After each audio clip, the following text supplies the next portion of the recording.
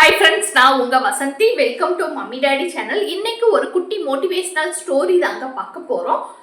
வாங்க பார்க்கலாம். எரிச்சல் அடையாதே, முன்னேற்றம் அதோ உள்ளது. ரொம்ப காலத்துக்கு முன்னாடி கிரேக்க நாட்டுல நெக்ஸஸ் அப்படிங்கிற ஒரு வாலிபன் வாழ்ந்து வந்தான்.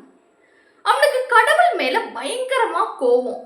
ஏன் அப்படின்னா, கடவுளை பார்த்து எப்ப பார்த்தாலும் திட்டிக்கிட்டே இருப்பான். என்ன ஏன் அழகா படைக்கல, எனக்கு ஏன் திறமையை கொடுக்கல, என்னை ஏன் வீரம் நிறைஞ்சவனா படைக்கல, எனக்கு ஏன் செல்வங்கள் எல்லாத்தையும் கொடுக்கல, இவ்வளோ வறுமை கடையில என்னை படைச்சிருக்க, என்னோட நண்பர்கள் மற்றவங்க என்னை சுற்றி இருக்க எல்லாரும் வசதியானவர்களாகவும் அழகானவர்களாகவும் திறமை மிக்கவர்களாகவும் வீரம் நிறைந்தவர்களாகவும் இருக்கிறாங்க, என்னை ஏன் இப்படி படைச்ச அப்படின்னு சொல்லி கடவுள் மேல ஒரு கடுமையான கோபம் அவனுக்கு இருக்கும். இப்படியே ஒவ்வொரு நாளும் கடவுளை பார்த்து திட்டிக்கிட்டே இருப்பான். அப்ப ஒரு நாள் அத்தீனா அப்படிங்கிற ஒரு வானுலக தேவதை அவன் தூங்கிட்டு இருக்கும் போது அவ கண் முன்னாடி நிக்குது. அந்த தேவதை வெற்றிக்கான, வீரத்திற்கான, அறிவுக்கான ஒரு தேவதை. அந்த தேவதை நெக்ஸஸ பார்த்து கேக்குது, ஏன் எப்ப பார்த்தாலும் கடவுள் எல்லாத்தையும் நீ திட்டிக்கிட்டே இருக்கிற, நான் உனக்கு எல்லாத்தையும் உடனே கொடுத்துட முடியாது, நான் ஒரு சவால் கொடுக்குறேன், அந்த சவாலை நீ வெற்றிகரமா செஞ்சு முடிச்சிட்ட அப்படின்னா வாழ்நாள் முழுவதும் வெற்றி உன் கூட இருக்கிற மாதிரி நான் உனக்கு வரம் கொடுக்குறேன் அப்படின்னு சொல்லி அந்த அத்தீனா சொல்லுது. உடனே நெக்ஸஸ் இவ்வளோ நாள் வாழ்க்கையை வெறுத்து போய் இருந்தவனுக்கு இப்படி ஒரு சவால் கிடைச்சவனே அவன் சொல்றான், சரி நான் நீ சொல்றத நான் அப்படியே செய்யறேன், எனக்கு சவாலை சொல்லு அப்படின்னு சொல்லி சொல்றான். உடனே அத்தீனா சொல்றா, அது ரொம்ப சுலபமான ஒரு விஷயம்தான். வானுலகத்துல ஒரு தோட்டம் இருக்கு, அந்த தோட்டத்துல ஒரு தங்க ஆப்பிள் மரம் இருக்கு, அந்த ஆப்பிள் மரத்துல இருந்து ஒரே ஒரு ஆப்பிளை மட்டும் பறிச்சுட்டு கொண்டு என் கையில கொடு, நீ வேண்டிய எல்லா வரங்களையும் உனக்கு நான் தர்றேன் அப்படின்னு சொல்லி சொல்றான். உடனே இவனும் சந்தோஷமா சரி வா கிளம்பலாம் அப்படின்னு சொல்லி சொல்றான். உடனே அத்தீனா நெக்ஸஸ கூட்டிட்டு போய் அந்த வானுலக தோட்டத்தோட நுழைவாயில்ல கொண்டு போய் விடுறா. ஃபர்ஸ்ட் அந்த பாதை கரடு முரடான கற்கள் நிறைந்ததா இருக்கு, பாறைகள் நிறைந்ததா இருக்கு. அந்த வழியாதான் நெக்ஸஸ் போகணும்.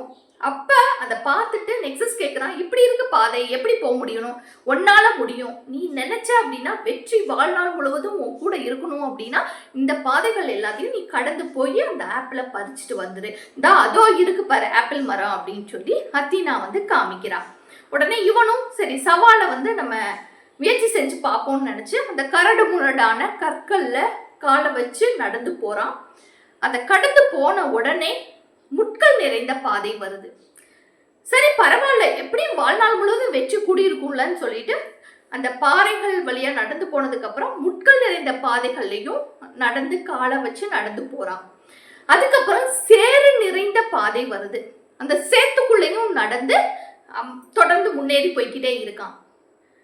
அதுக்கப்புறம் மணல் நிறைந்த பாதை வருது. சேத்துக்குள்ள நடந்த காலால மணலுக்குள்ள வச்சு நடக்கிறது ரொம்ப கஷ்டம் அப்படிங்கிறது நமக்கும் எல்லாருக்குமே தெரியும். அப்படி இருந்தும் கஷ்டப்பட்டு அவன் நடந்து போறான். அதுக்கப்புறம் ஒரு பாதை வருது, அதுதான் தணல் நிறைந்த பாதை, அதாவது நெருப்பு துண்டுகளா இருக்கு. அதுல அவனால எதுவுமே பண்ண முடியாது, அவனேவும் கீழே விழுந்து செத்தே போயிடுவான். அதனால அவன் அந்த அத்தீனா மேல ஒரு எரிச்சலோடையும் கோபத்தோடையும், இப்படி ஒரு சவாலை கொடுக்கறதுக்கு அந்த அத்தீனா நமக்கு கொடுக்காமையே இருந்திருக்கலாம், அந்த வாழ்க்கையை நமக்கு பரவாயில்ல மாதிரி தான் தோணுச்சு அப்படின்னு சொல்லி வெறுத்து போய் திரும்பி வந்துடுறான் அதே பாதை வழியாவே. அப்ப அத்தீனா நெக்ஸஸ பார்த்து கேட்கிறா, என்ன நீ ஆப்பிளை பறிச்சுட்டு வந்துட்டியா அப்படின்னு சொல்லி கேட்கிறா.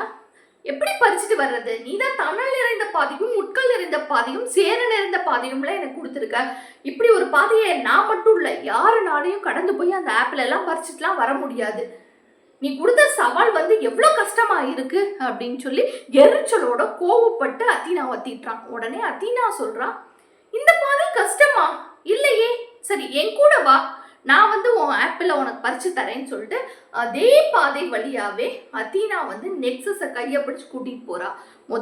அந்த பாறைகளும் அந்த கரடு முரடான கற்கள் நிறைந்த பாதை வருது, அந்த வழியாவே நெக்ஸஸ இவளும் காலால நடந்து கூட்டிட்டு போறா. அதுக்கப்புறம் முட்கள் நிறைந்த பாதை வருது. உடனே அந்த முட்கள் நிறைந்த பாதையை அத்தீனா என்ன பண்றா அப்படின்னா அந்த குட்டி குட்டி கற்களை அந்த முட்கள் மேல தூக்கி போட்டு அது மேல காலை வச்சு அத்தீனா முன்னாடி நடந்து போறான். நெக்ஸஸ் வந்து அதுக்கு பின்னாடி நடந்து போறான். அதுக்கப்புறம் சேறு நிறைந்த பாதை வருது, அதையும் கடந்து போறா, சேத்துக்குள்ள இறங்கியே போறா. அதுக்கப்புறமா மணல் நிறைந்த பாதை வருது, அந்த மணல்ல காலை வச்சு நடந்து போறா. அதுக்கப்புறம் தணல் நிறைந்த பாதை வருது. அப்ப வந்து நெக்ஸஸ் வந்து அத்தீனாவை பார்த்து சொன்னா, இந்த பாதையெல்லாம் நீ கடந்து வந்துட்ட, இப்ப இந்த தணல்ல எப்படி நடந்து போவ அப்படின்னு சொல்லி ரொம்ப நக்கலா கேட்கிறான். அப்ப அத்தீனா என்ன பண்றா அப்படின்னா, அவ கையால அந்த மணல்களை அள்ளி அள்ளி அந்த பாதை முழுக்க போடுறா. அந்த தணல்ல ஃபுல்லா மேல அள்ளி கொட்டுறா. அந்த தணல் வந்து சுடல, அந்த மணல் மேல ஏறி அந்த தணல் பாதையும் கடந்து போறா. கடந்து போய் ஆப்பிள் மரத்துல இருந்த அந்த தங்க ஆப்பிள் மரத்துல இருந்த ஒரு ஆப்பிள பறிச்சு நெக்ஸஸ் கிட்ட கொடுத்துட்டு, இப்ப நான் எப்படி பறிச்சேன், நீ எப்பவுமே வந்து நேர்மறை எண்ணத்தோட தாங்கிட்ட என்ன இருக்கு அதை வச்சு நம்ம எப்படி முன்னேறணும் அப்படிங்கறத யோசிக்காம நீ உன் வாழ்க்கையை பார்த்து எரிச்சல் அடைகிற, கோபப்படுற. அப்ப உன்னோட மனநிலை வந்து பாதிக்கப்படுது, சைக்கலாஜிக்கலா வந்து நீ டிஸ்டர்ப் ஆகுற. அதனால உன்னோட அறிவு வந்து செயல்பட மாட்டேங்குது. அந்த இடத்துலதான் நீ ஒரு பெரிய முட்டாள்தனம் பண்ற. கடவுள் வந்து எல்லாருக்கும் எல்லாத்தையும் அளவோட கொடுத்துருக்காரு, ஆனா அதை பயன்படுத்துறவன் முன்னேறி வாழ்க்கையில சக்சஸ்ஃபுல் ஆகுறான்.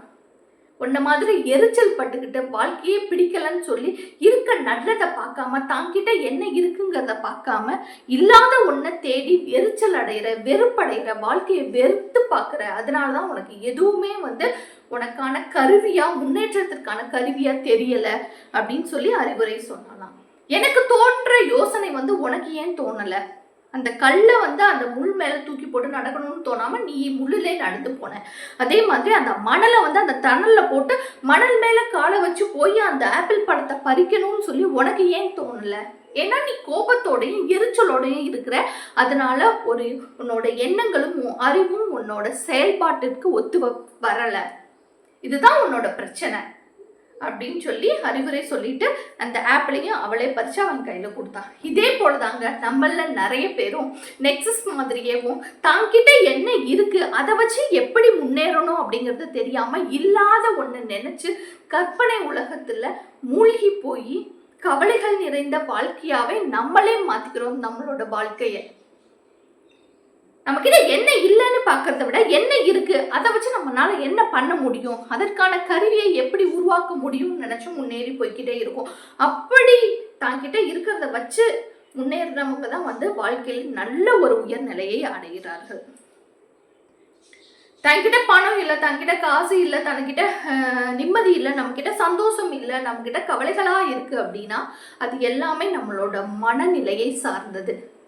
கடவுள் எல்லாருக்கும் எல்லாத்தையும் கொடுத்துருக்காரு, எல்லாத்தையும் கரெக்டாக பயன்படுத்தணும் அப்படின்னா நம்ம வந்து கண்டிப்பாக உயர்நிலையை அடைய முடியும். இந்த கதை இதை தான் சொல்ல வருது.